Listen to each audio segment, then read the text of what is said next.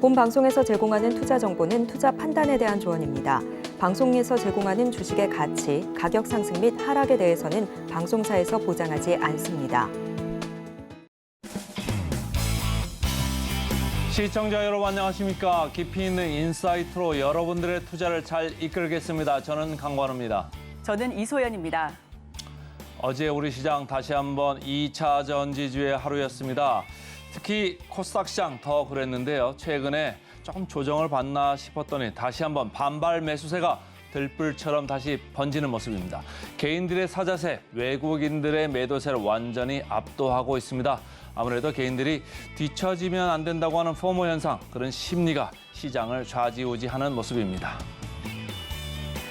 간밤에 뉴욕 증시는 3대 지수 모두 상승 마감했습니다. 하지만 이에 따른 차익 실현 욕구 또한 높아서 보합권에서 등락을 거듭하다가 이내 상승으로 마무리 지은 모습인데요.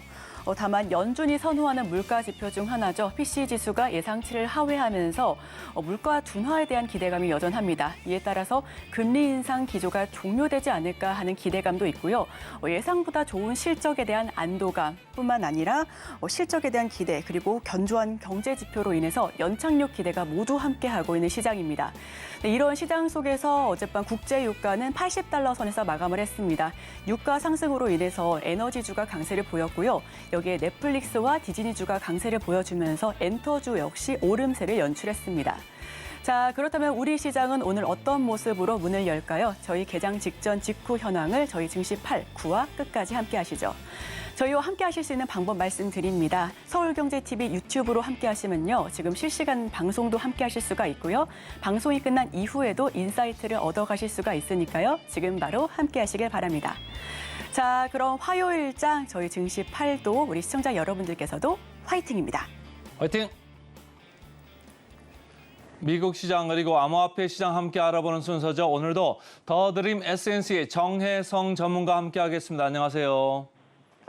네, 안녕하세요. 정혜성 전문가입니다. 미국이 살살 더 오르네요. 맞습니다. 네, 미국장도 이제 또 7월이 끝났습니다. 이제 마지막 날은 이제 3대 지수 모두 강보합권에서 마감을 해줬는데, 변동성을 좀 크게 가져가다가 이제 장 막판에 갑자기 크게 튀어 올라주면서 상승을 마감했는데 이제 특별한 소식은 그닥 없었고요. 7월 한 달 동안 다우, 나스닥, S&P 500 지수 모두 거의 3%대 상승을 보여줬습니다.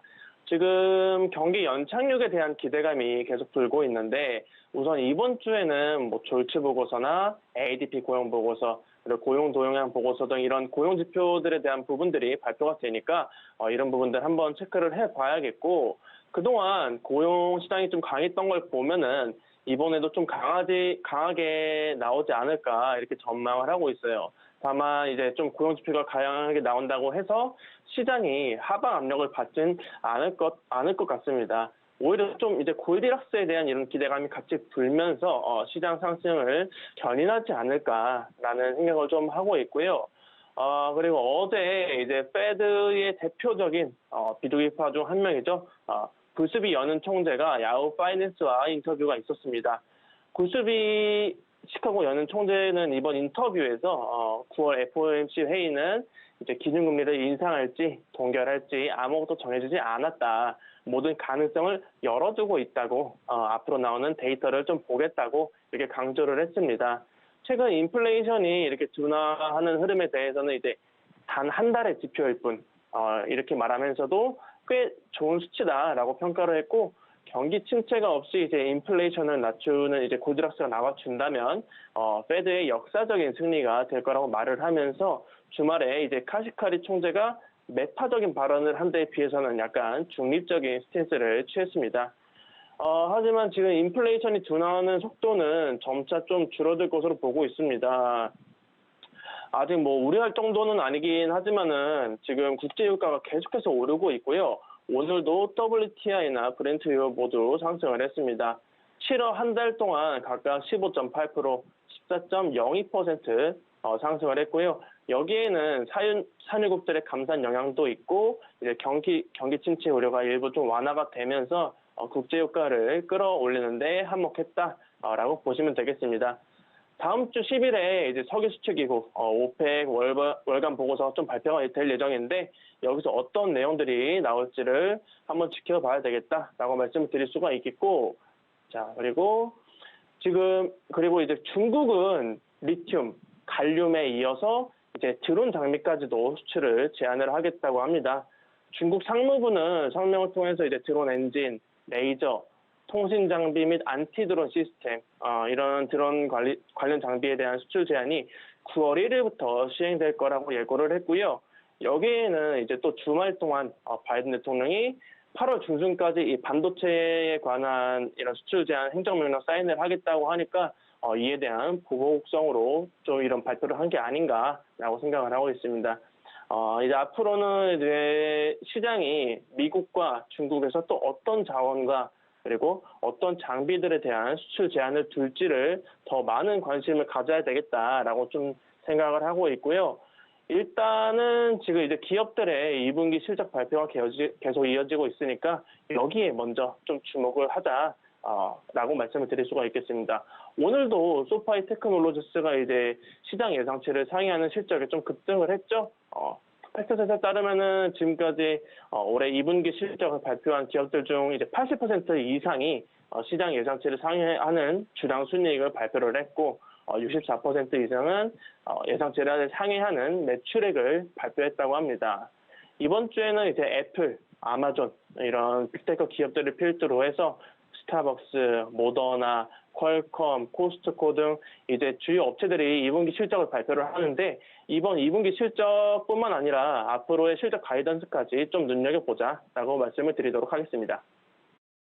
오늘 아침 정혜성 전문가 이렇게 이런저런 토픽들을 가져와서 얘기를 했는데 제 눈길을 끄는 거는 국제유가 강세가 계속 되고 있다는 점이지 아무래도 지난번 보니까 쉐브론 주가도 3% 이렇게 올라갔고 우리나라에서도 최근에 보면은 저희가 센티멘털 펀더멘털 코너에서 얘기했습니다만은 S-오일도 주가가 많이 오르고 SK이노베이션도 주가가 많이 오르고 해가지고 에너지 관련주를 당분간 좀 봐야 되는 거 아니냐 이런 생각을 좀 해볼 수가 좀 있겠고요. 미국하고 중국하고 이런 갈등 속에서 중국 경기 상당히 이렇게 지금 내려가고 있는데 이걸 갖다가 어떻게든지 지금 경기를 부양하려고 하다 보니까 기름을 더 쓸 수밖에 없는 그런 구조로 결국은 가는 거잖아요. 우리 시장도 어제 보면 건설기계 쪽 계속 올랐고 시클리컬 그러니까 중국 경기에 의존을 많이 하는 경기 순환주들 주가가 많이 올랐거든요. 그러니까 중국 쪽 뉴스를 계속해서 좀 주시를 해야 되겠다 이런 생각들을 좀 해보고요. 그다음 개별 기업으로 가서 월마트 뉴스를 좀 살펴볼까요?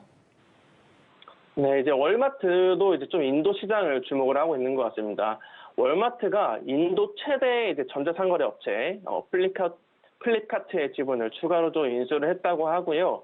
월마트 같은 경우에는 지난 2018년에 플리카트 지분 77%를 $160에 인수한 이후에 이번에 최근에 좀 추가로 지분을 매입을 한 건데 그동안 월마트가 이제 영국, 브라질, 일본, 아르헨티나에서 좀 사업을 매각한 것과는 대조적인 모습입니다. 어제 말씀드렸던 애플도 그렇고 AMD도 그렇고 지금 전 세계의 이제 대기업들이 인도 시장에 좀 눈을 돌리고 있는 상황이라고 볼 수가 있겠고요. 그리고 이제 옐로라는 이제 미국의 트럭 운송 대기업 이 옐로라는 기업이 오늘 좀 폭등을 했습니다. 99년 역사를 이어던 이 트럭 운송 대기업 옐로가 지금 아웃소를 겪고 있다고 생각이 드는데요. 옐로 같은 경우에는 이제 12,000대 이상의 트럭을 보유한 기업인데 그동안 경쟁사 합병 과정에서 생긴 부채 부담을 좀 덜지 못한 데다가 그리고 임금이 좀 오른 영향에 지금 노사 갈등도 지금 계속 깊어지면서 결국에는 영업을 중단을 하고 파산 보호 신청을 준비한다고 합니다. 문제는 이제 옐로가 이제 파산을 한다면은 약 3만 명의 일자리가 좀 사라질 위험에 처했다는 건데 앞으로 좀 어떻게 대응을 해나갈지를 좀 지켜봐야 될 것 같고요. 그리고 AMC 엔터테인먼트 홀딩스도 오늘 좀 시장에서 급등을 했습니다. AMC 같은 경우에는 이제 지난 21일에 발표했던 영화 바비 그리고 오펜하이머가 강력하게 좀 흥행을 하면서 지난주 입장 수익 기준으로 역대 최고의 박스 오피스 실적을 기록했다고 발표를 했습니다. 바비와 오펜하이머가 너무 잘 나가니까 이 두 영화를 합쳐가지고 바벤하임으로 좀 불리기까지 하는 상황인데 지금 전 세계적으로 좀 흥행을 하고 있다고 하니까 뭐 날도 더운데 시원한 실내에서 주말에 한번 보는 것도 좋을 것 같다는 말씀까지 전해드리도록 하겠습니다. 사실 뭐 방금 전에 주신 이런 뉴스 외에도 어제 보니까 이제 넷플릭스, 뭐 디즈니 3% 정도 이렇게 뛰었는데 우리나라에서는 이렇게 3% 넷플릭스, 디즈니 뛰어도 지금 주가가 오를 OTT들이 그렇게 많지가 않아가지고 좀 아쉬운 면이 좀 있는데 자 최근에 저희가 그 CNN 비즈니스에 보면 왜 탐욕 지수 같은 거 이런 거 받지 않습니까? 근데 제가 쭉 보다 보니까 탐욕한 수준에서 조금은 이제 극단적 탐욕에서 조금은 내려온 것 같은데 다른 것들은 다 극단적 탐욕 상태인데 어떻게 보면 변동성이 지금 되게 안정이 돼가지고 사람들 마음은 좀 편안한 것 같아요. 정혜성 전문가 어떻습니까? 미국장에서 지금 다우존스가 13일 연속 오르다가 약간 조정받아 다시 이제 반등을 했는데 S&P하고 나스닥은 또 다시 연 5일을 올랐어요. 마음이 편안하십니까? 어떻습니까? 아무래도 투신 자체는 계속해서 이제 회복이 되고 있는 것 같아요. 아무래도 지금 계속 경기 연착륙, 골디락스에 대한 이야기가 계속 나오다 보니까 사람들이 진짜 이제 금리 인상 끝났나 하는 심리가 계속 좀 이어지면서 이제 피어 앤 그리드 지수도 이제 오늘 72 정도로 제가 봤었는데 아직까지는 극단적 탐욕 구간에서 계속 유지를 하고 있는 상황이다.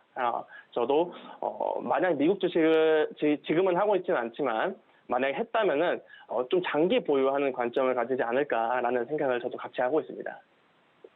자, 미국 주식 그 정도로 보고요. 자, 암호화폐로 좀 넘어갈까요? 비트코인 움직임이 있습니까? 아니요. 비트코인은 지금 여전히 재미없는 시장.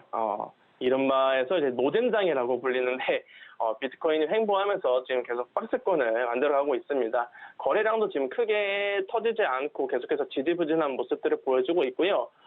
이게 좀 크게 확 튀어 올라줄 만한 재료가 필요한 상황인데 아직까지는 이슈가 없는 상황입니다. 따라서 이제 좀 변곡점이 확인이 될 때까지는 앞으로는 좀 지켜봐야 될 것 같다라고 말씀을 드릴 수가 있겠고, 뭐 이렇게 좀 재미없는 시장에서도 지금 움직이는 코인들은 좀 있었습니다.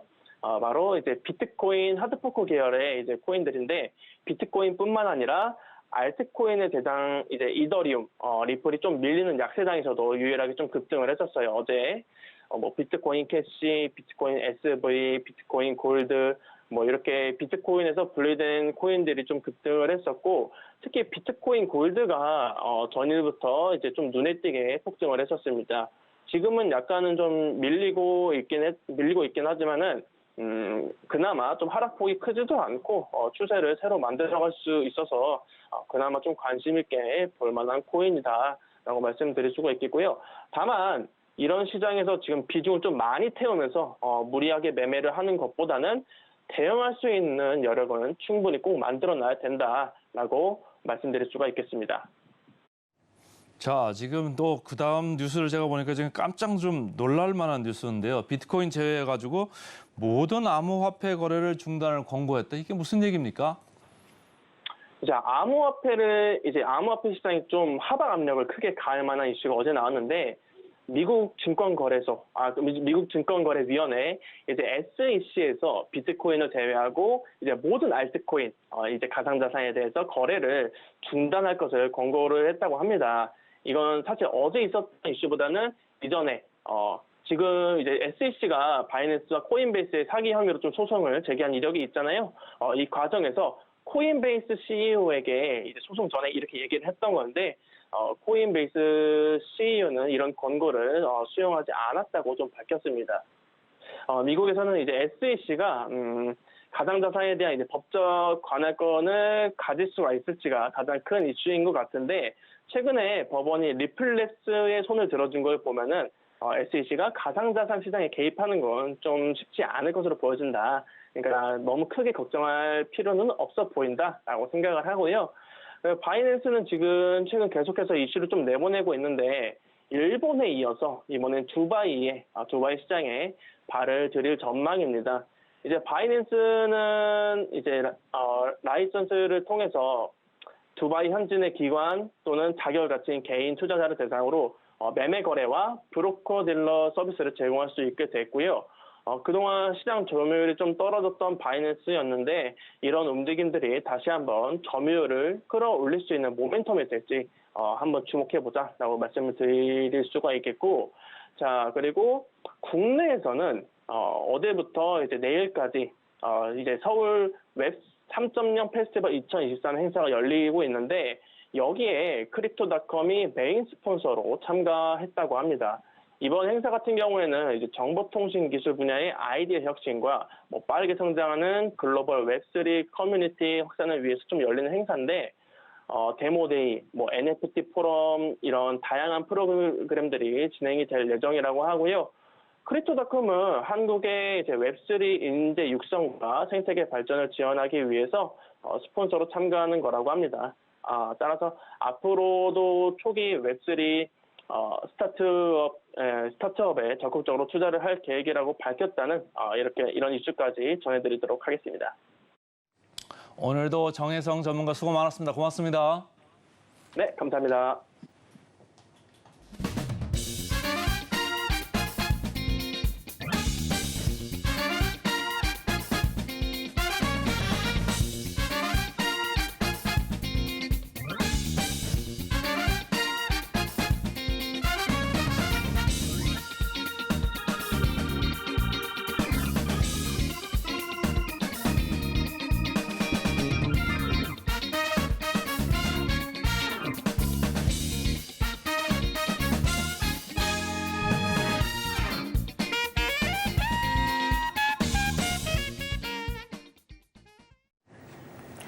네, 개인 투자자가 아닌 전문가는 장 시작 전 뉴스를 볼 때 어떤 부분에 초점을 맞출까요? 오늘 이분과 함께 이야기 나눠보도록 하겠습니다.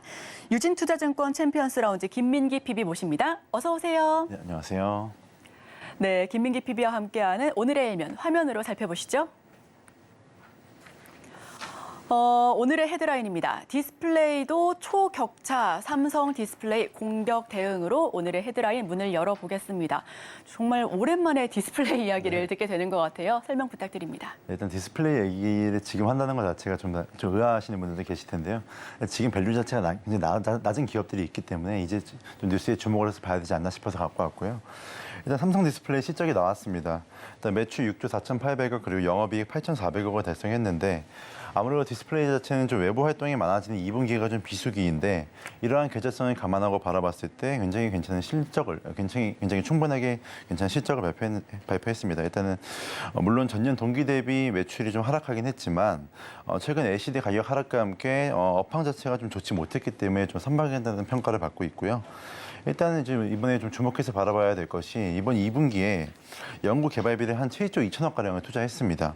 역대 최대치를 갱신한 건데 중소형 패널 경쟁력 강화에 힘쓰겠다는 의지를 드러내면서 지난번에 8.6세대 IT용 OLED 설비 투자에 2026년까지 한 4조 1천억 정도를 투자하겠다고 밝혔었습니다.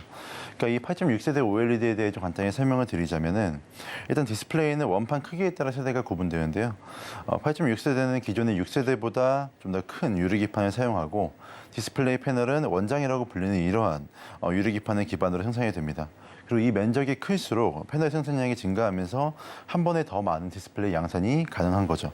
그러니까 예를 들어서 이제 노트북 같은 경우에는 들어가는 패널을 생산하려면 6세대의 경우에는 원장 하나당 한 32장, 31장 정도를 만들 수 있는 반면에 8.6세대 같은 경우에는 이제 한 88장 정도까지 제도가 가능해지면서 생산 효율 자체가 월등하게 증가하게 됩니다.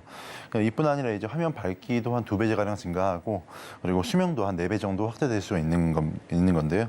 여기에 더해서 이제 가장 중요한 IT 업계에서 가장 중요한 애플이 아이패드와 맥북에 OLED 패널을 적용하겠다고 밝히면서 관련 수혜가 예상되고 있습니다. 물론 원래 계획했던 것보다 이제 애플의 OLED 맥북 출시가 조금 더 미뤄질 전망이긴 한데요. 근데 이제 이 시장이 본격적으로 개화했을 때에는 주도권을 확실하기 위해서 삼성 디스플레이는 OLED 맥북용 모듈 제조를 위한 장비를 발주하는 등 설비 투자를 계속해서 진행하고 있습니다. 그리고 또한 이제 미국 내에서 유일한 OLED 제조업체라 할 수 있는 이매진을 인수했는데요. 이매진은 이제 RGB 올레도스 제조에 필요한 핵심 공정 기술과 특허를 보유한 기업입니다. 이제 여기서 이제 좀 궁금증이 생기실 만한 게 RGB OLED가 그래서 뭐냐 이렇게 물으실 수 있는데 일단 OLED는 마이크로 디스플레이와 OLED를 합친 기술입니다. 그러니까 OLED 소재를 기존의 유리기판이 아니라 실리콘 웨이퍼에 증착시켜서 이제 현재 출시되는 OLED 대비 한 10분의 1 가량의 작은 크기의 픽셀을 구현하는 건데요. 그러니까 쉽게 설명드리자면 현재 기술로는 아주 작은 사이즈의 화면에 좀 고해상도 이미지를 송출할 수가 없는데 OLED 같은 경우는 아주 작은 디스플레이, 한 5표만한 사이즈의 디스플레이에 4K 화질의 해상도를 표현할 수 있는 겁니다. 근데 이 경우에는 이제 장비, 그러니까 새로운 기술이 도입되게 되면 보통 새로운 장비가 필요한데 이 RGB OLED 같은 경우는 새로운 장비는 필요하지 않고요. 단지 기존의 디스플레이 제작 방식에 이제 반도체 방식을 좀 더 결합한 그런 방식이라고 생각하시면 되겠습니다. 이 기술이 완전히 상용화되고 이제 적용이 시작된다면 우선 XR 시장에서 가장 적극적으로 활용될 예정인데요. 일단 현재 구글이 가장 먼저 XR 시장에 뛰어들었잖아요. 근데 이제 구글이 발표한 애플의 비전 프로 같은 경우에는 어떤 방식을 사용하냐면 WOLED 플러스 CF 방식이라는 방식을 사용하는데 이 같은 경우에는 일단 전류가 흐르게 되면 백색광을 발산하고 이 백색광 위에다가 RGB 필터를 씌워서 색이 나가는 그런 방식입니다. 그러니까 결국에는 필터를 통과하는 과정에서 이 선명도나 좀 밝기가 저하될 수밖에 없는 단점이 존재하는데요. 이매진 같은 경우에는 이 RGB 컬러를 원하는 위치에 증착을 시켜서 필터를 사용하지 않기 때문에 좀 더 선명도와 밝기 면에서 현재 애플이 사용하는 방식보다 좀 더 우위에 있다 이렇게 볼 수 있겠습니다. 그렇기 때문에 근데 하지만 이게 단점이 존재하는 게 좀 상용화가 어렵고 반도체 기술이 필요하기 때문에 현재로서는 할 수 있는 기업이 아까 삼성전자밖에 없다 이렇게 보고 있는데요. 그렇기 때문에 삼성 디스플레이가 이매진을 인수하면서 OLED 시장에서 큰 시너지 효과를 얻게 될 수 있을 것이라고 보여집니다. 네, 삼성 디스플레이로 문을 열어서 OLED 시장까지 이야기를 들어봤습니다. 자, 그렇다면 우리 김민기 PB께서 말씀하셨던 것처럼 지금 이 시장에서, 이 시황에서 디스플레이 이렇게 궁금하신 분들 굉장히 많으실 것 같은데 자, 이렇게 투자자의 입장에서는 투자 포인트를 어떻게 뽑아봐야 할까요? 일단 투자 포인트를 저는 시작은 모바일 그리고 끝은 자동차라고 뽑고 싶은데요. 모바일과 자동차요? 네. 예. 그러니까 디스플레이를 일단 얘기할 때 모바일부터 설명을 드리자면은 애플을 빼놓을 수가 없습니다. 일단 애플이 IT 트렌드를 전부 다 주도한다는 것은 모두 다 아실만한 사실일 텐데 2017년도에 디스플레이 사이클이 도래했을 때도 애플이 아이폰에 OLED를 적용하면서 시작이 됐었습니다. 그러니까 과거 사례에서도 삼성이 OLED를 먼저 선제적으로 도입한 이후에 애플이 들어오면서 침투율이 본격적으로 올라가고 이 모바일 시장에서 삼성과 애플이라는 두 양강이 맞붙으면서 중화권 업체를 비롯한 타 업체들 또한 낮은 마진을 감수하고 이제 OLED 시장에 진입한 거거든요. 그렇게 되면서 하나의 트렌드로 좀 자리하는 구조였는데 일단은 스마트폰을 제외한 IT 기기의 경우에는 OLED 침투율이 현재로서는 굉장히 낮은 수준입니다. 그러니까 애플이 이걸 적용한 이제 OLED를 적용한 아이패드나 맥북들을 출시하기 시작하면 이 또한 IT 기업들의 트렌드로 자리하게 될 가능성이 굉장히 크다고 저는 보고 있는데요. 하지만 이 삼성 디스플레이 8.6세대 OLED에 대한 과감한 투자가 단순히 애플향 매출만을 바라본 결정은 아닌 것 같습니다. 그러니까 우선 전 세계 노트북의 OLED 전환을 주도하면서 차량용 디스플레이 시장을 본격적으로 좀 겨냥했는데요. 사실 이쯤에서 좀 또 궁금증을 가지실 만한 게 보통 애플 관련주라고 하면은 시장에서 가장 먼저 받아들였던 것이 LG 디스플레이였습니다. 아, 네네. 네, 근데 물론 삼성 디스플레이가 좀 상장 기업이 아닌 이유도 있겠지만은 우선 LG 디스플레이와 삼성 디스플레이와는 기술 격차가 상당히 꽤 존재하거든요. OLED 부분에 있어서 좀 존재를 하는데 일단 디스플레이 구성 요소 중에 픽셀을 컨트롤하는 트랜지스터의 역할이 반응 속도와 주사율 그리고 전력 효용 등을 결정짓기 때문에 굉장히 중요한데요. 이를 TFT 그러니까 방막 트랜지스터라고 부릅니다. 근데 이 TFT는 상당한 수준의 반도체 기술과 밀접한 연관이 있는데 삼성전자라는 든든한 우군이 있는 삼성 디스플레이 입장에서는 이 부분에서 확실한 비교 우위를 갖게 될 수 있는 거죠. 그러니까 그렇기 때문에 LG 디스플레이의 경우에 이런 TFT 부분에 있어서 수요 문제도 있었고 마진도 썩 좋지 못한 상황이었기 때문에 그런 마진도 썩 좋지 못한 상황에 좀 직면하게 됐었습니다. 하지만 애플은 아무래도 경쟁사인 삼성전자보다는 좀 LG 디스플레이를 통해서 공급받고 싶어하는 니즈가 있었는데요. 그래서 LG 디스플레이에 많은 도움을 주고 있었습니다. 실제로 LG 디스플레이 공장을 지을 때 이 공장 대금을 빌려주는 경우도 있었고요. 이런 식으로 많은 지원을 해주고 있지만 이런 도움에도 불구하고 이제 OLED 부분에서는 LG 디스플레이가 기술 격차를 좁히지 못했고요. 점유율 또한 삼성 디스플레이가 압도적인 상황입니다. 그 결과 이제 애플이 협상권을 주지 못하고 삼성 디스플레이가 독점으로 좀 주도권을 쥐고 있는 그림이 완성된 건데요. 사실 애플이 이렇게 IT 기기를 생산함에 있어서 이렇게 부품 업체들과 조율을 할 때 주도권을 주지 못하는 경우가 없습니다. 근데 이제 이런 디스플레이 분야에 있어서는 삼성 디스플레이밖에 이걸 할 수 있는 업체가 없기 때문에 주도권을 빼앗겼다. 이렇게 좀 볼 수 있겠고 이거는 되게 좀 유의미하다고 저는 보고 있습니다. 그러니까 이러한 상황 속에서 애플이 좀 아이패드와 맥북에 OLED 전원을 발표했지만 LG 디스플레이의 수요가 캐파가 이 물량을 뒷받침할 수준이 되지 않기 때문에 삼성 디스플레이가 유일한 선택지로 좀 자리 잡게 되었고요. 애플이 OLED로의 전환을 본격화하면서 이제 HP나 델 같은 노트북도 OLED 전환을 앞당기게 될 것이고 상당한 양의 물량을 삼성 디스플레이가 수주하게 되지 않겠느냐 저는 이렇게 보고 있습니다. 하지만 리스크가 좀 존재를 하는데요. 바로 가격입니다.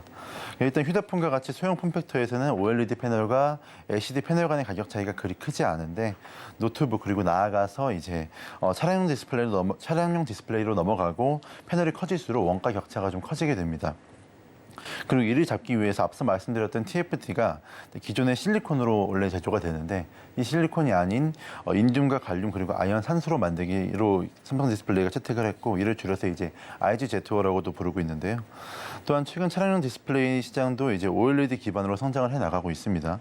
아직 시장의 초입 부분이긴 하지만 2016년 대비 한 2배가량 커져 있는 상황이고 앞으로 계속해서 한 연평균 30% 정도대의 성장이 좀 지속될 전망이라고 시장에서 평가를 하고 있는데요. 전기차의 보급 확대와 함께 일단 차량용 디스플레이 시장 성장은 좀 동행하는 구조입니다. 그러니까 아직은 2023년 기준에 한 OLED 디스플레이의 비중이 한 차량용에서 한 6% 정도에 불과하지만 올해를 원년으로 충분히 성장할 가능성이 많다고 보고 있고요. 일단 벤츠나 페라리, BMW 그리고 아우디와 같은 좀 고급 브랜드를 위주로 OLED 패널이 채택이 시작되었고 이 추세는 자동차 업계에서 약간 좀 거스를 수 없는 메가 트렌드가 되지 않겠느냐 저는 이렇게 좀 보고 있습니다. 그러니까 일단 차량용 디스플레이도 종류가 좀 다양한데요. 계기판 그리고 헤드업 디스플레이, CID라 불리는 차량용 정보 안내 디스플레이 그리고 조수석의 디스플레이라 뭐 CDD라고 불리는 조수석 디스플레이 이 세 가지가 좀 핵심 디스플레이인데 이 사이즈가 점점 커지고 있습니다.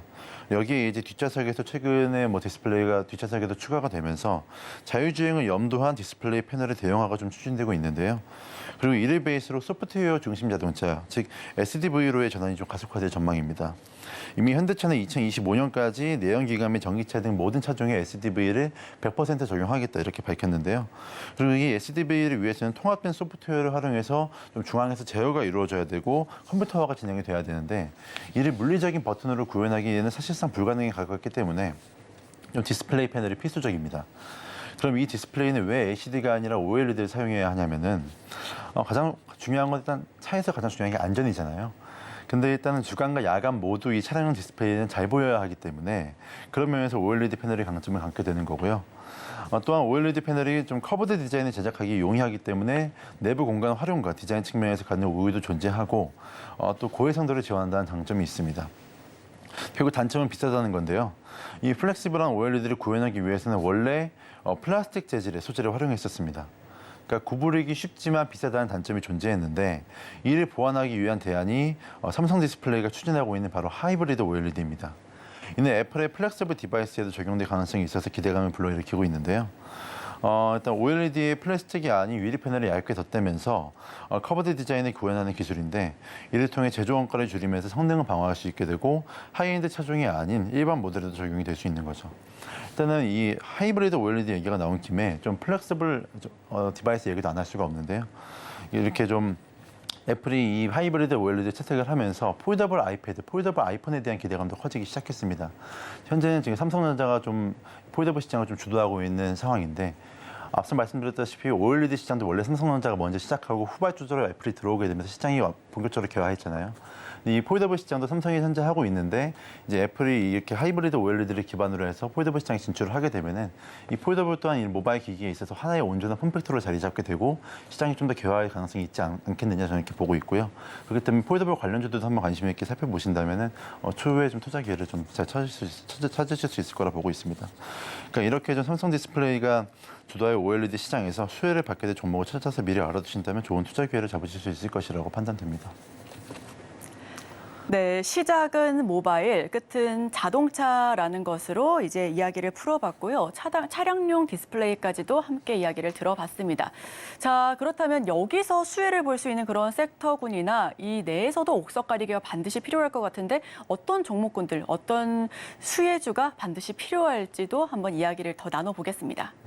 일단은 저는 이 OLED 후공정 업체를 좀 살펴볼 필요가 있다고 보고 있는데요. 그 중에서도 캠트로닉스를 좀 보고 있습니다. 일단 현재 밸류도 굉장히 낮게 형성되어 있고요. 차트를 보시면 현재 뭐 거래량은 조금 아쉽긴 하지만 어느 정도 이중 바닥을 좀 그려가는 모습이고 단기적으로 봤을 때 한 20에서 30% 정도는 추가적으로 상승할 여력이 좀 있다고 보고 있습니다. 하지만 지금 차트가 좀 의미가 없다고 보는 게요. 일단은 OLED 사이클이 본격적으로 도래하기 시작하면 캠트로닉스는 현재 시총과는 좀 비교도 안 될 정도로 크게 성장할 가능성이 있기 때문에 좀 차트보다는 조금 이 기업의 좀 미래 성장성에 좀 주목을 하시는 게 좀 좋다 이렇게 좀 보고 있는데요. 일단은 캠트로닉스는 OLED 후공정 그리고 그 중에서도 시가를 담당하는 기업입니다. 일단 OLED 산업에서 후공정은 비용과 수율에 연관되어 있는 매우 중요한 공정인데 앞서 말씀드렸던 삼성 디스플레이의 독점 후공정 업체라고 생각하시면 되겠습니다. 원래 중저가 스마트폰이나 일단 노트북에 사용된 OLED는 리지드 OLED라고 불렸는데 여기서는 이제 솔브레인과 양분해서 삼성 디스플레이 후공정 시각 공정을 수행해 왔었습니다. 그런데 이제 플렉시블 OLED에 대한 시장의 관심도가 증가했고 애플이 글래스의 질감을 가졌지만 구부러질 수 있는 하이브리드 OLED 제품을 채택하면서 이에 따라 삼성과 LG 등 국내 디스플레이 업체가 하이브리드 OLED로 방향성을 정했습니다. 그리고 캠트로닉스는 이 하이브리드 OLED에 대한 시각 기술을 3년간 개발해 왔었고 퀄리티 테스트를 단독으로 통과했는데요. 거기에 기존에는 시각과 스크라이빙 그리고 퀄리티 테스트를 검사, 적재 같은 것들을 각기 다른 기업들이 맡아왔었는데 캠트로닉스는 이를 동시에 할 수 있는 기술을 개발하면서 삼성 디스플레이도 이제 후공정 비용을 좀 아낄 수 있게 되었습니다. 일단 경쟁사인 솔브레인 같은 경우에는 반도체 쪽으로 좀 사업이 힘을 실은 상황이기 때문에 좀 이제 캠트로닉스가 독점적으로 이걸 물량을 가져올 수 있다고 보고 있고요. LG 디스플레이 같은 경우는 이제서야 이 기술에 대한 개발을 시작한 것으로 보여지기 때문에 최소한 5년 정도의 기술 격차가 발생했다 이렇게 보고 있습니다. 일단 캠트로닉스 같은 경우는 애플바 OLED로부터 시작하는 새로운 사이클의 국면을 맞이해서 이 협상 우위를 보유한 이제 삼성 디스플레이 후공정 독점 기업입니다. 과거 모바일 OLED로의 전환이 일단 애플이 주도했던 걸 생각하면은 이번에도 좀 확장성이 보장된 업황이라고 생각이 드는데요. 그리고 일단 캠트로닉스는 디스플레이 산업뿐만 아니라 최근에 주가 흐름이 좋았던 SNS 텍과 같은 기업들이 영위하고 있는 EUV 향으로도 일단 핵심 의료를 국산화하는 데 노력하고 있습니다. 캠트로닉스의 출발이 화학 회사였거든요. 그때 반도체 EUV 포토 공정의 원료인 PR의 원료인 PGME를 생산하고 있고 일단 고객사로는 삼성전자, 동진 세미캠 그리고 동호 화신캠 그리고 LG 화학 등이 있습니다. 그리고 지속적으로 일단 이 EUV 원재료에 대한 것에 대해서 좀 증설을 진행하면서 캐파를 확장 중에 있고요. EUV라는 섹터 자체가 좀 시장에서 고배율을 부여받기에 좀 굉장히 쉬운 그런 섹터입니다. 시장의 관심도가 너무 높기 때문에 또한 최근에 관련주들 흐름도 좋았고 이러한 좀 수혜도 캠트로닉스가 같이 가져갈 수 있다 저는 이렇게 보고 있고요. 또 자회사가 위치라는 기업을 보유하고 있는데 무선 충전 사업도 보유하고 있습니다.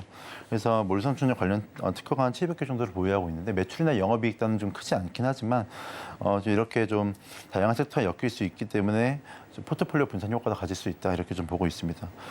그렇기 때문에 좀 단기적인 주가 변동에 신경 쓰기보다는 장기적으로 좀 OLED 빅사이클을 기다려보면 하다 이렇게 보고 있습니다. 사이클에서 이익 성장 기울기가 가장 가파를 수 있는 기업이고요.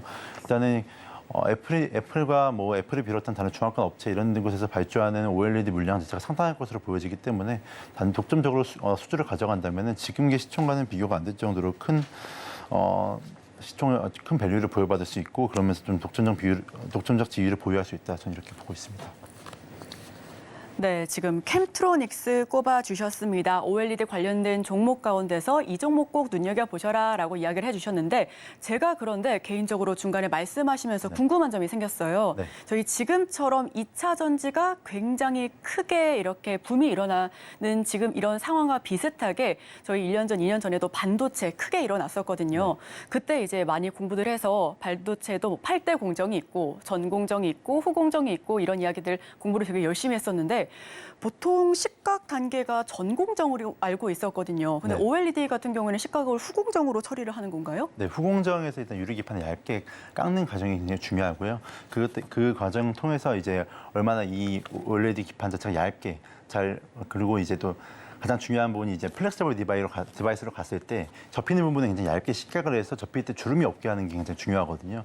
그렇기 때문에 이 OLED 플렉서블 디바이스에 있어서는 이 시각 과정이 이제 후공정이라고 보시면 되겠습니다. 네, 그렇다면 지금 캠프트로닉스 주가를 살펴봤을 때 지금 그래도 2차 전지가 굉장히 강하게 움직이고 있는 시장 아닙니까? 그렇다고 했을 때 2차 전지만 바라볼 수는 없어서 뭐 자동차라든지 조선이라든지 정말 다양한 종목군들 많이 설명을 해주셨는데요. 오늘 제가 최근 2주간 처음으로 디스플레이 관련된 종목을 들어본 것 같습니다. 자, 그렇다면 캠프트로닉스는 진입할 때 언제쯤 접근해보면 좋을까요? 뭐 지금 충분히 진입할 만한 밸류라고 보여지고요. 일단 2차 전지 섹터가 워낙 좋기는 강하지만 이게 현재 시장에 대응하면서 좀 장기적인 관점에서 바라봤을 때 좀 투자를 지금부터 해보시는 것도 괜찮다고 좀 보고 있습니다. 아마도 OLED 사이클이 본격적으로 시작되고 애플의 아이패드나 애플의 OLED 디바이스, OLED 디스플레이를 적용한 아이패드나 맥북 같은 게 본격적으로 수주가 나오기 시작하면은 그때부터는 이제 계속해서 랠리가 시작될 것으로 보여지기 때문에 지금부터 한번 관심을 가져보시는 게 좋다 이렇게 보고 있습니다. 네, 앞으로의 빅사이클을 기대하면서 지금부터 한번 단계적으로 살펴봐도 좋겠다라는 말씀을 해주셨고요. 오늘 디스플레이 관련된 섹터들 그중에서도 캠트로닉스를 한번 꼽아봤습니다. 지금까지 유진투자증권 챔피언스 라운지 김민기 PB와 함께했습니다. 오늘 말씀 고맙습니다. 네, 감사합니다.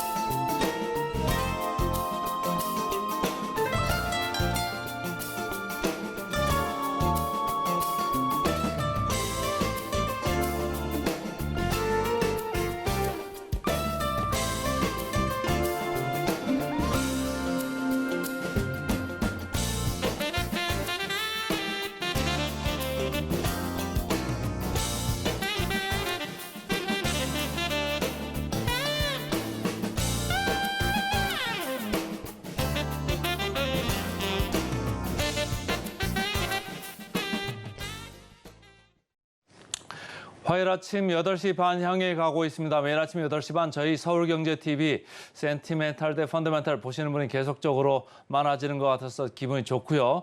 자, 들어가기 전에 제가 7월 주가 성적을 한번 말씀을 드리려고요. 지금 센티멘탈 펀더멘탈 코너가 잘 하고 있다. 이걸 좀 제가 홍보 아닌 홍보를 좀 하려고 합니다. 자, 포스코홀딩스 계속적으로 몇 달간 주기적으로 반복적으로 정기적으로 이렇게 말씀을 드렸던 주식이죠. 최근에 주가가 아주 좋습니다. 연초 대비 7월에만 뭐 한 70% 이렇게 올랐죠. LS도 남들이 이제 안 보고 있을 때 이게 과연 주가가 오를까 할 정도였는데 이 정도에서 저희가 얘기를 했었죠. 상당히 많이 올랐습니다.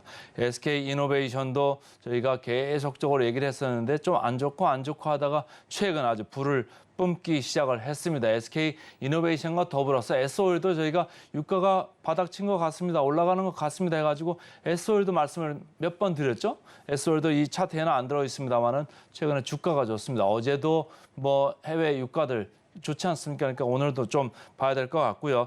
네이버, 누구보다도 우리가 먼저 얘기를 했던 주식입니다. 네이버 밑에서부터 약간 틀을 때 먼저 제 레이더에 걸렸다 이렇게 해가지고 최근 한 달 동안 저희가 무려 3번이나 얘기했습니다. 어제 얼마나 많이 올랐습니까? 어제 저도 깜짝 놀랄 정도로 많이 올랐고요. 바닥에서부터 벌써 슬금슬금 많이 올라가고 있습니다. 이렇게 빨간 점으로 돼 있죠. 그리고 메리츠 금융지주 주가가 비싼 거는 같습니다만은 저희가 좋다 얘기를 했고 분위기 괜찮습니다. 이렇게 얘기를 했던 이 종목들입니다. 그래서 저희 센티멘탈 펀더멘탈 코너에서 이렇게 작은 종목들은 하지는 않았습니다만은 큰 종목만 가지고도 상당히 승부가 났다. 수익률이 좋았다. 이걸 좀 염두를 하시면서 오늘 좀 시작을 해 보겠습니다. 그래서 오늘은 센티멘탈로 신성 ENG 펀더멘탈로 영풍 정밀 오늘 좀 작은 종목들로 가져왔습니다. 자, 신성 ENG부터 들어가 보겠습니다. 신성 ENG 전체적으로 이제 3가지 부분을 하는데요. 반도체 쪽 클린룸도 하고 2차 전지 쪽 드라이룸도 하고 재생에너지 쪽 이렇게 태양광 발전 이런 모듈도 하죠. 그래서 전체적으로 이런 거 하는데 최근에 주가를 보시죠. 주가가 7월 초에 좀 반짝 이렇게 들었다가 조금 밀리는 것 같다가 이렇게 계속 올라가려고 지금 하는 힘이 지금 발동을 하는 것 같습니다. 누가 사냐? 기관, 외국인들이 지금 사는 모습입니다. 그래서 기관과 외국인이 지금 쌍끌이로 이렇게 매수를 하고 있어서 제가 볼 때는 괜찮을 것 같다 이런 생각도 좀 들더라고요. 자, 기관과 외국인이 왜 살까요? SK증권에서 나온 리포트를 제가 쭉 이렇게 훑어봤더니 전방산업이 성장을 하고 있다. 전방산업 어디입니까?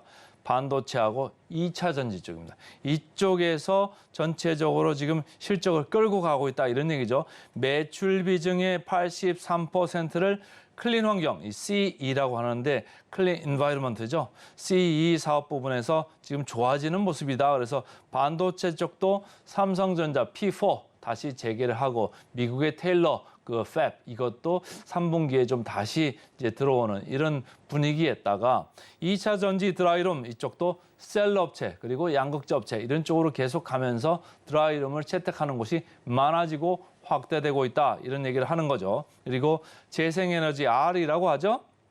매출 비중 16%인데 경기도하고 지금 사업을 조금 하려고 업무 협약을 이렇게 체결을 하는 그런 뉴스도 최근에 뜬 바 있습니다.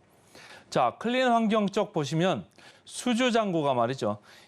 2분기 2022년에 2,500억 하던 게 불과 3개월 사이에 500억이 뛰었습니다. 500억의 수주가 들어올 정도로 상당히 가파르게 수주 잔고가 우상향하고 있다. 그러니까 뭐 클린 이쪽 인바이러먼트 CE 사업이 좋아질 수밖에 없다. 이렇게 보시면 좋을 것 같습니다. 자, 키움증권에서도 리포트가 나왔죠. 여기는 제목을 이 CE 사업부 호황기가 시작됐다. 이 호황기가 조금 오래될 것 같다. 어디까지? 2025년까지는 밀고 갈 수 있을 것 같다. 이런 얘기를 하는 거예요. 그래서 반도체 클린룸 아까 제가 말씀드렸습니다. P4 7월에 재개하고 미국의 테일러 파운드리 3분기부터 이제 반영이 된다. 이런 얘기고 여기에 P5도 이제 들어오거든요. 내년부터 들어오는 모습이 좀 있을 것 같다. 이렇게 보시면 좋고 2차 전지 드라이룸 21년부터 급성장 중인 이쪽 부분입니다. 그래서 금년에 매출이 2,500억까지도 갈 수 있을 것 같다. 그리고 향후 2, 3년간 신규 수주 모멘텀이 있을 것 같다. 이런 얘기. 신규 수주, 여기가 모멘텀, 여기 별표를 좀 하셔야 될 것 같습니다. LG 에너지 솔루션도 신규 수주 가능성이 있다는 얘기가 좀 나오고 있고 그다음에 삼성 SDI에도 신규 수주 가능성이 있다. 이런 얘기도 있습니다. 그러니까 그런 거가 한번 들어올 때마다 주가는 뻗겠죠. 그래서 그런 거를 지금 보면서 주가는 서서히 가고 있고 외국인과 기관이 은밀히 지금 사들어오고 있는 이런 상황이다. 이렇게 보시면 좋겠습니다. 자, 그 매출의 16% 차지하고 있는 RE 쪽, 리뉴얼 에너지 이쪽 얘기인데요. 이쪽에서 경기도와 협약을 했습니다. 7월 달에 나온 뉴스죠. 그래서 태양광 발전 시설을 구축해가지고 재생에너지 전기 공급하는 거죠. 그래서 관련해가지고 이런 게 한국경제신문에 이렇게 떴습니다. 그래서 제가 가져왔고요. 여기서 업무 협약을 체결하는 협약식 그 사진을 제가 넣어봤습니다. 그 역사적 밸류 밴드로 보시면 여기 쭉 보시는 것 같이 중앙 하단 쪽에 있죠. 중하단 쪽에 이렇게 있습니다. 그러니까 밸류에이션으로 봤을 때는 뭐 분위기 좋은 주식이긴 하지만은 그렇게 부담은 없는 그런 주식이다. 이렇게 보시면 되고요. PBR이 현재 2.4배입니다. 2.4배. 이렇게 뭐 높지도 낮지도 않은 그런 거고 다른 업체들, 해외 업체들하고 이렇게 봤을 때도 이렇게 높지 않은 이런 느낌이다. 이렇게 보시면 되겠습니다. 목표 주가 볼까요? 목표 주가 상당히 최근에 올라왔습니다. 3, 4주 사이에 2,200원대 있던 게 3,350원까지 올라왔습니다. 그래서 목표 주가 대비 괴리율이 15%입니다. 그래서 제가 볼 때는 뭐 최근에 분위기 괜찮고 외국인 기관 계속 사들어오는 이런 CE 쪽을 좀 바라보면서 봐도 좋을 종목 신성 ENG 오늘은 센티멘탈 주식으로 먼저 말씀을 드렸습니다. 그다음에 이제 펀더멘탈 주식 말씀드려야죠. 펀더멘탈 주식 오늘은 영풍정밀입니다. 영풍정밀. 여기도 뭐 그렇게 큰 주식은 아니죠. 저희가 센티멘탈, 펀더멘탈 코너에서 대체적으로 좀 큰 종목 위주로 얘기했는데 오늘 조금 중간 정도 사이즈로 제가 말씀을 드립니다. 여기도 차트를 보시면 최근에 올라가기 시작합니다. 제가 항상 이렇게 차트 같은 걸 보실 때 뭘 제가 강조를 드렸냐면 거래량입니다. 거래량. 이 거래량 보세요. 이 거래량이 지금 5월, 6월에 봤던 이런 거래량, 이런 추이가 아닙니다. 최근에 강력하게 무엇인가 에너지가 들어온 모습이 있습니다. 그리고 그 전후로 해서도 거래량이 상당히 늘어나 있다. 그런 얘기입니다. 그래서 이걸 좀 지켜보실 필요가 있겠다. 이렇게 해서 오늘 가져왔고요. 유진투자증권에서 나온 리포트가 이제 하나가 있던데 제가 봤습니다. 그래서 여기도 전방 수요 확대로 성장이 상당히 강해질 것 같다 이런 얘기예요. 전방 산업 쪽에서 조금 변화가 있다는 얘기입니다. 왜냐하면은 전체적으로 사람들이 전방으로 갔을 때 옛날에는 뭐 이렇게 채굴 같은 거 많이 하고 이런 쪽으로 가다가 여기 불확실성이 좀 많죠. 그러다가 좀 안정성 있는 대로 화학 플랜트 이쪽을 많이 개발하는 이쪽으로 가고 있다는 얘기입니다. 그래서 초대형 화학 플랜트가 지금 우리나라 업체 관련된 게 2개나 있다 이렇게 보는 겁니다. 하나가 국내에서 하는 거죠. 샤힌 프로젝트라고 해서 아람코에서 이제 S-오일 관련해 가지고 9조 2천억 원 관련되는 아주 큰 이런 플랜트입니다. 이런 플랜트한테 뭐가 많이 들어갑니까? 밸브, 펌프 이런 거 많이 들어가죠. 그다음에 현대건설이 사우디에서 아미랄 패키지를 50억 달러 되는 걸 이제 수주를 합니다. 그래서 이거를 가지고 또 뭘 하죠? 계속적으로 우리는 국내 기업에서 많이 납품을 하겠죠. 그래서 이렇게 큰 초대형 화학 플랜트 프로젝트를 2개를 함에 있어서 영풍정밀이 수주받을 수 있는 물량이 좀 많아질 것 같다 이런 얘기예요. 그리고 자, 전방산업 호조된 거 아까 말씀을 드렸습니다.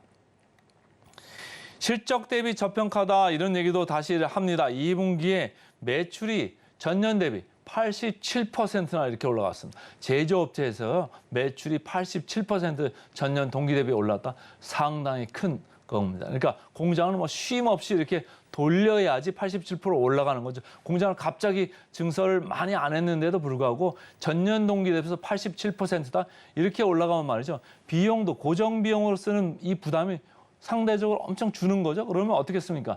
영업이익률이 좋아집니다. 영업이익률이 좋아지니까 어떻습니까? 영업이익도 전년 동기 대비 86%나 이렇게 급증을 했습니다. 그러니까 영업이익률이 어디까지 올라갔나요? 17%까지 올라갔습니다. 영업이익률이 제조업체가 17%다? 무슨 생각이 드시죠? 우리가 2차 전지업체 아주 좋다 이렇게 얘기하지만 제가 항상 말씀드립니다. 영업이익률 5%에서 10%도 안 됩니다. 7%, 많으면 8%. 이 정도인데 이 영풍정밀 영업이익률이 17%다. 여기는 좀 생각을 해봐야 되는 영업이익률이다. 뭐냐? 상당히 기술력이 좋고 바게닝 파워, 그러니까 협상력이 좋은 겁니다. 발주처한테 납품을 합니다마는 가격을 안 깎아주고 제대로 받을 거 다 받으면서 이익을 취하고 있는 이런 회사다. 이렇게 보시면 되고요.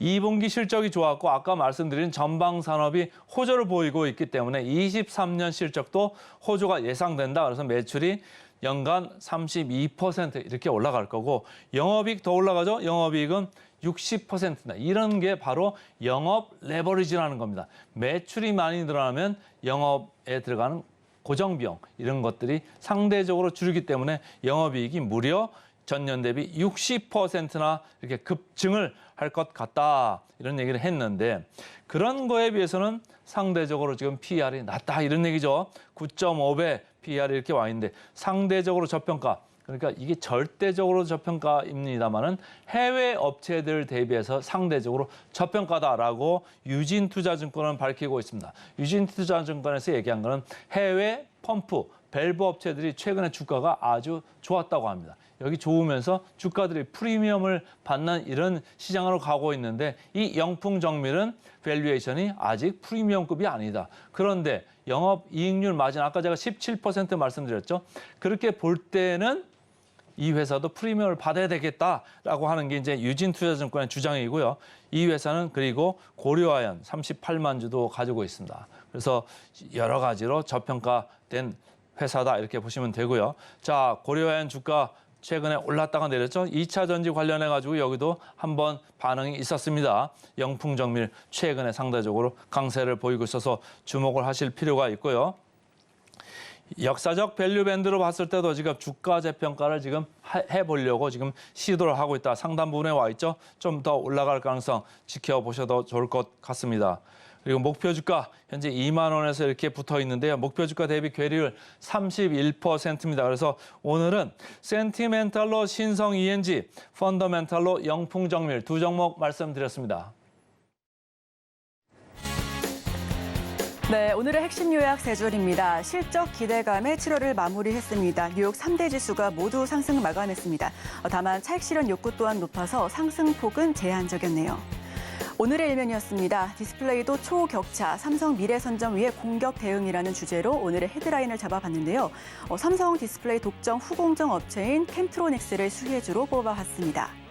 마지막으로 센티멘탈 대 펀더멘탈, 지금까지 굉장히 성적이 좋았었죠. 오늘은 신성 ENG와 영풍정밀을 꼽아봤습니다. 두 가지 종목 모두 오늘 장 직전에 직후에 확인해 보시면 좋겠습니다.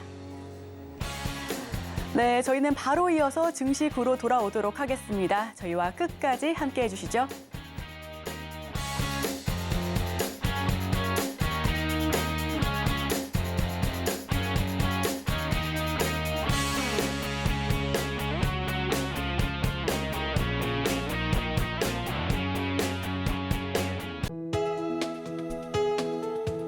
본 방송에서 제공하는 투자 정보는 투자 판단에 대한 조언입니다. 방송에서 제공하는 주식의 가치, 가격 상승 및 하락에 대해서는 방송사에서 보장하지 않습니다.